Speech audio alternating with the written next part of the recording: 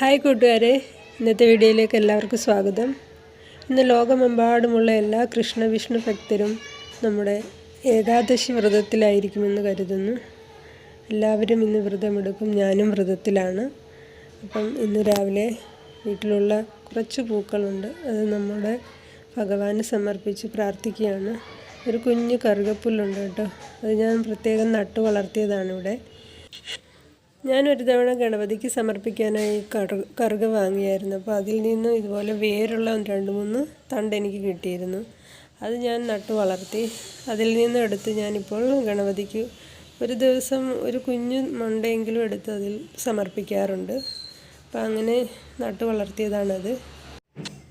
ഇന്ന് ഞാൻ നിർജ്ജല ഏകാദശി എടുക്കാമെന്ന് തീരുമാനിച്ചിരിക്കുകയാണ്. ബ്രഹ്മമുഹൂർത്തത്തിൽ തന്നെ എണീറ്റ് നമ്മുടെ വിളക്ക് കൊളുത്തി പ്രാർത്ഥിച്ചിട്ടുണ്ടായിരുന്നു. അതിനുശേഷം ഒരു ഗ്ലാസ് വെള്ളം കുടിച്ച് വ്രതം ആരംഭിച്ചിട്ടുണ്ട്. അതായത് ബ്രഹ്മമുഹൂർത്തത്തിന് മുമ്പ് തന്നെ ഞാൻ ഒരു ഗ്ലാസ് വെള്ളം കുടിച്ച് നമ്മുടെ വ്രതം തുടങ്ങി. അങ്ങനെയാണ് കഴിഞ്ഞ പ്രാവശ്യം എടുത്തപ്പോൾ ഞാൻ ചെയ്തത്. എങ്ങനെയാണ് ചെയ്യേണ്ടതെന്ന് അറിയില്ല, ഞാൻ അങ്ങനെയാണ് ചെയ്യുന്നത്. അധികം ഞാൻ ഏകാദശി വ്രതം എടുക്കാറില്ല.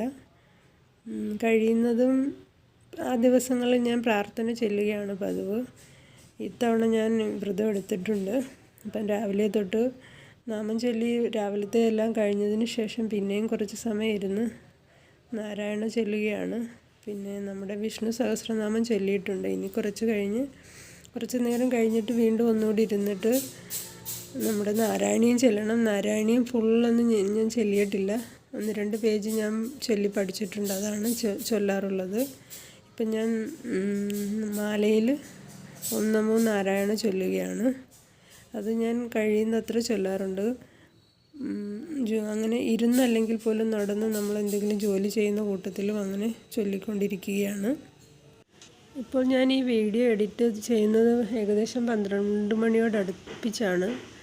ഇതുവരെയായിട്ടും എനിക്ക് വലിയ ദാഹമോ വിശപ്പോ ഒന്നും തോന്നിയിട്ടില്ല. നമ്മൾ സാധാരണയായി ഇതുപോലെ വ്രതം എടുക്കുന്ന സമയത്ത് നമുക്ക് അങ്ങനെ വിശപ്പും ദാഹമൊന്നും അങ്ങനെ തോന്നാറില്ല. നമ്മളുടെ ആ നാമജപത്തിൽ ലയിച്ചിരിക്കുകയും അങ്ങനെ ഈശ്വരനിൽ അർപ്പിച്ചിരിക്കുമ്പോൾ നമുക്കങ്ങനെ ബാക്കിയുള്ള ചിന്തകളൊന്നും ഉണ്ടാകാറേ ഇല്ല. ഭക്ഷണം കഴിക്കണമെന്ന് പോലും തോന്നാറില്ല. പക്ഷേ ഇന്നത്തെ ദിവസം അതറിയില്ല, നാളെ ക്ഷീണം ഉണ്ടായിരിക്കും. ഇവിടെ നല്ല ചൂടാണിപ്പോഴും, മഴയൊന്നും തുടങ്ങിയിട്ടില്ല. അപ്പം ചൂട് സമയത്ത് നമ്മുടെ ശരീരത്തിന് അത് ബുദ്ധിമുട്ടുണ്ടാക്കും. അതിൻ്റെ ക്ഷീണം തീർച്ചയായിട്ടും നാളെ അനുഭവപ്പെടും.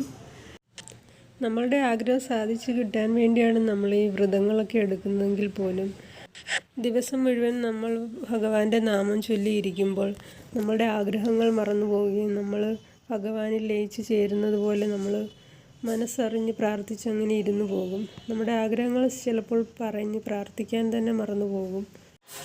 ലോകം മുഴുവനുള്ള എല്ലാ ഭക്തരും ഇപ്പോൾ നാമജപത്തിലായിരിക്കുമെന്ന് എനിക്ക് തോന്നുന്നു. അതിൻ്റെ ആ ഒരു ശക്തി ഇപ്പോൾ ഈ പ്രപഞ്ചത്തിൽ തന്നെ ഉണ്ടായിരിക്കും. എല്ലാവരുടെ നാവിൽ നിന്നും ഹരിനാമ കീർത്തനവും നാരായണനാമവും ചൊല്ലി ഇങ്ങനെ ഇരിക്കുകയായിരിക്കും. അപ്പം അതിൻ്റെ ഒരു പവർ ഈ പ്രകൃതിയിൽ തന്നെ ഉണ്ടാകുമെന്ന് എനിക്ക് തോന്നുന്നു.